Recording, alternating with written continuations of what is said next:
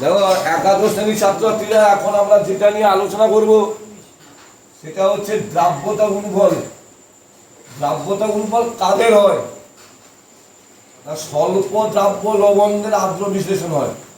স্বল্প দ্রাব্য লবণের স্বল্প দ্রাব্য লবণের দ্রাব্যতা গুণফল হয়।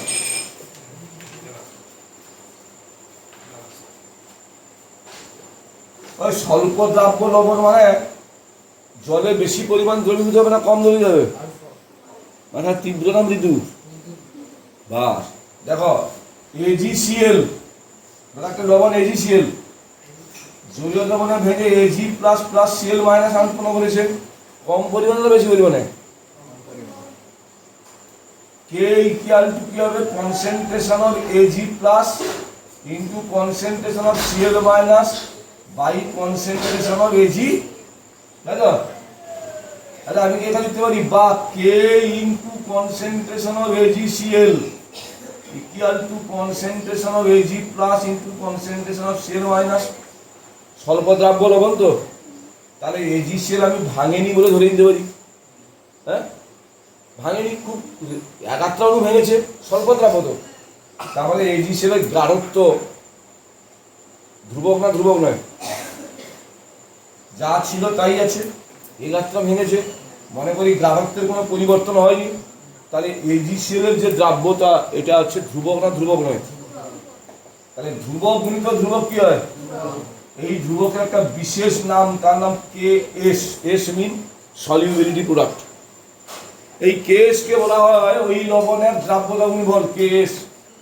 এইটা equal to concentration of Ag plus into concentration of, তাহলে যে কোনো লবণের দ্রাব্যতা গুণফল মানে ওই লবণটা যে যে আয়নে ভেঙে যায় তাদের গাঢ়ত্বের গুণফলের সাথে সমান, তাই তো?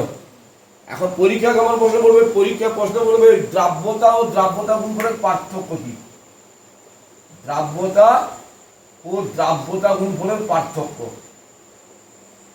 দ্রাব্যতা গুণফলের পার্থক্য তোমরা অলরেডি জেনে গেছিস। দ্রাব্যতা সব লবণেরই দ্রাব্যতা হয়, আর দ্রাব্যতা গুণফল স্বল্প দ্রাব্য লবণের দ্রাব্যতা গুণফল হয়। বুঝা গেল? দ্রাব্যতার উপর উষ্ণতার কোনো প্রভাব রয়েছে, দ্রাব্যতা গুণফলের উপর উষ্ণতার দ্রাব্যতার কোনো একক নেই। একক আছে? দ্রাব্যতার কোনো একক নেই, কিন্তু দ্রাব্যতা গুণফলের একক আছে গ্রাম আয়ন পার লিটার। বুঝা গেল? পরীক্ষায় আমার কেমন কোশ্চেন থাকবে? এটা একটা কোশ্চেন থাকবে দ্রাব্যতা গুণের পার্থক্য। আর কেমন থাকবে দেখো পরীক্ষায় এরকম থাকবে, তোমাকে পরীক্ষা দেবে AgCl এর, দেখো AgCl এর দ্রাব্যতা S হলে দ্রাব্যতা গুণফল কত? দ্রাব্যতা গুণফল কত? AgCl Ag plus plus Cl minus, এর দ্রাব্যতা S তো, এটা কমল না? AgCl কমল, এখানে Ag প্লাস কমল, সেও এক মোল, তাহলে এর S মোল হলে এর S মোল, এর কত হবে? Ks সমান কি হবে? Concentration of Ag plus concentration of, তাহলে S ইনটু আবার বাই কেন? Ks তো Ks এর মধ্যে তো AgCl গুণ আছে, তাহলে S ইনটু S সমান কত হচ্ছে? তাহলে AgCl এর দ্রাব্যতা S হলে তার দ্রাব্যতা গুণফল কত হবে? S square. এই ধরনের প্রশ্ন পরীক্ষা পড়বে, বুঝছিস? প্রশ্ন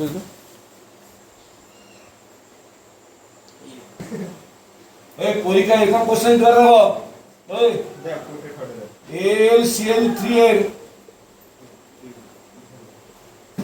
দ্রাব্যতা S হলে দ্রাব্যতা গুণফল কত?